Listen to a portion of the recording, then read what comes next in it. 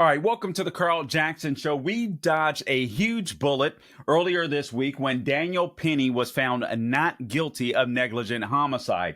Just last week, you had a jury that came back and decided not to charge, or at least they were deadlocked over a manslaughter charge against Daniel Penny. And then you guys know the story that Daniel Penny was accused of manslaughter because he was a hero on a New York City subway car. He restrained, not choked, but he restrained Jordan Neely.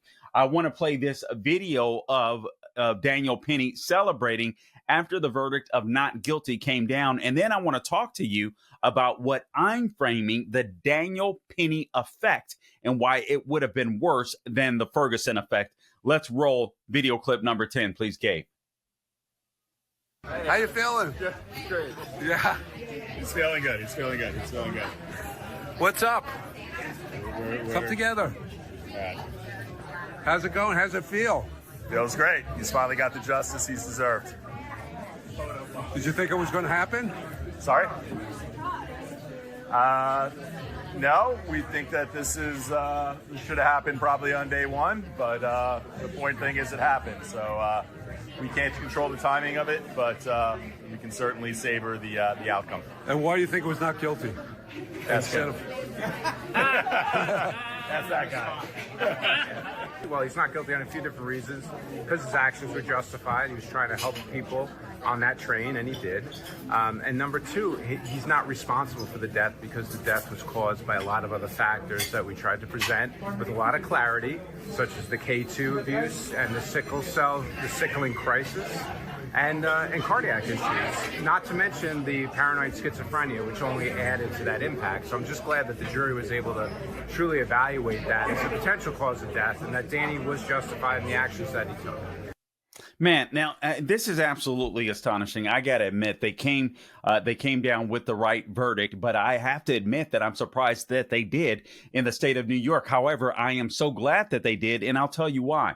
I told you earlier that we dodged a bullet. I believe what I'm coining the Daniel Penny effect would have been worse than the Ferguson effect. For those of you that may not remember the Ferguson effect, Michael Brown of Ferguson, Missouri, literally robbed a liquor store, walked down the street. In the middle of the street, he was pulled over by Officer Darren Wilson at the time.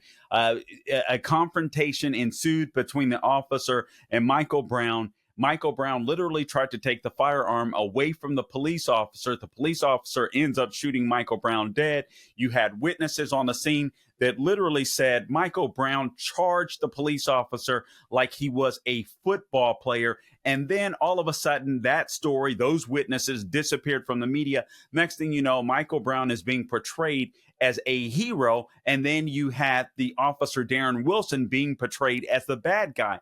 And as a result of that Ferguson effect, you had cops in those areas that stopped policing urban areas, black neighborhoods. Why? Because they didn't want to go through what Darren Wilson went through. If they were going to proactively police, if they were going to engage criminal suspects in black and urban neighborhoods, and they were white, they became afraid that they were going to lose their jobs or they were going to lose their freedom. As a result, again, they pulled back. Police officers, white police officers predominantly pulled back. And as a result of those white police officers pulling back, crime in the very areas that police officers were protecting before absolutely skyrocketed as a result of that. I want to take you to another video clip. This is part of the problem. This is a Black Lives Matter activist in the state of New York. I want you to hear his response to the Daniel Penny verdict.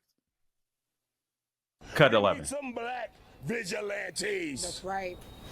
People want to jump up and choke us and kill us for being loud. How about we do the same when they attempt to oppress us? Right. I'm tired. Tired. I wonder how much this guy's getting paid. We all know that Black Lives Matter is a scam. Did you guys notice the cross that was on his chest, representing the the crucifixion of Jesus Christ, our Lord and Savior? Guy doesn't sound much like a Christian, does he? This guy is talking about going around and choking white people as if the case with Jordan Neely really involved that. Daniel Penny is a hero. There were people, minority people. I hate using the term people of color because I believe Marxists use that for a specific purpose, so I won't use that term. But there were minority people that were on that subway car that felt threatened by Jordan Neely, and they were thankful that Daniel Penny came to the rescue, not to mention the other two men that stepped in place, at least one of those men that were black, to help Daniel Penny restrain, not choke, but to restrain Jordan Neely. All right, so you have this guy, this Black Lives Matter activist who probably makes his money, probably makes his living by preaching this kind of hate gospel, this racist rhetoric, and he's doing no good for the black community. It's also astounding to me that people like this leader, if you will, quote unquote, from Black Lives Matter, doesn't talk about the black on black crime that exists. Let me give you some stats real quick, and then I want to move on to this gentleman's father, Jordan Neely's father, because again, we dodged a big bullet. Actually, let me tell you what. Before I move on to that, let me explain this. I talked about the Ferguson effect. Here's what the Daniel Penny effect is or would have been. If Daniel Penny had been found guilty, and there's no doubt in my mind that there are people out there that already question getting involved in any type of scenario like this, where it's a good Samaritan that wants to either save the life of or intervene in a crime that's taken place. What you would have essentially had more of, because I do believe that it already exists as a result of this, as a result of Daniel Penny being arrested. The guy should have never been arrested. The guy should have never been charged. But the Daniel Penny effect would simply be, and I believe this would spread nationwide, despite the fact that it happened in New York City. A good Samaritan, again, sees a crime going down. That good Samaritan says, I'm not taking a chance. I'm not getting involved because I don't want to go to jail. I don't want to lose my livelihood. I don't want my face all over the news. I don't want my family members' lives destroyed. So as a result of that, you would have the Daniel Penny effect, whereas the Ferguson effect dealt specifically with police officers. The Daniel Penny effect would have dealt with simple, average, everyday Americans like you and I that may come across crime, may have the ability to be able to stop some type of perpetrator, but we simply decide not to. We sit back, we video record, we do whatever, but we don't get involved because we don't want to end up like Daniel Penny.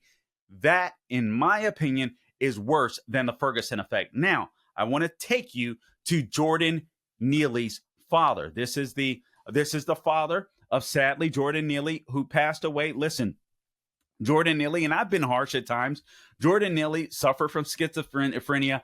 Jordan Neely had 42 arrests at least. All right. And Jordan Neely was violent during some of those arrests. But I want to show you his dad, show you this video of his dad. And then I want to give you some of the history of Jordan Neely and his father to explain why Jordan Neely's father is a despicable human being. Let's roll the last clip. This is Jordan Neely's father reacting to the not guilty verdict of Daniel Penny. Let's roll it, por favor, Gabe. I just want to say, I miss my son. My son didn't have to go through this. I didn't have to go through this either. It hurts. Really, really hurts. What are we going to do, people? What's going to happen to us now? I had enough of this. System is rigged. Come on, people.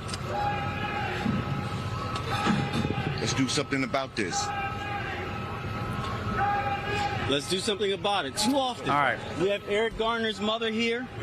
All right, we can cut it. Basically, what you have is a bunch of race baiters that are sitting there, and they want to exploit Jordan Neely's father. But here's the thing. Jordan Neely's father was a deadbeat father. I don't know if you guys know this, but Jordan Neely's mother was murdered by her boyfriend, her body stuffed in a suitcase, and the boyfriend tried to dispose of her body. Can you imagine the torment that Jordan Neely must have gone through as a young adult male, having seen that and experienced that. But you know where Jordan Neely ended up after that? He didn't end up with his father taking care of him. Do you know he ended up in a foster home? So where was Jordan Neely's dad? Now it appears that Jordan Neely's dad, who hasn't been there for Jordan Neely, who hasn't been there for the citizens and the victims of Jordan Neely when he committed those 42, I'm assuming 42 separate crimes, arrested 42 times. Where was Jordan Neely's dad when his son was dealing with extreme mental illness and disorder and crimes? Where was he then? Where was this absentee father then? He was nowhere to be found. But now it's pretty easy to find him, because he's there with the race baiters and they all want to get a payday, including, sadly, Jordan Neely's dad. In my opinion, Daniel Penny should sue them.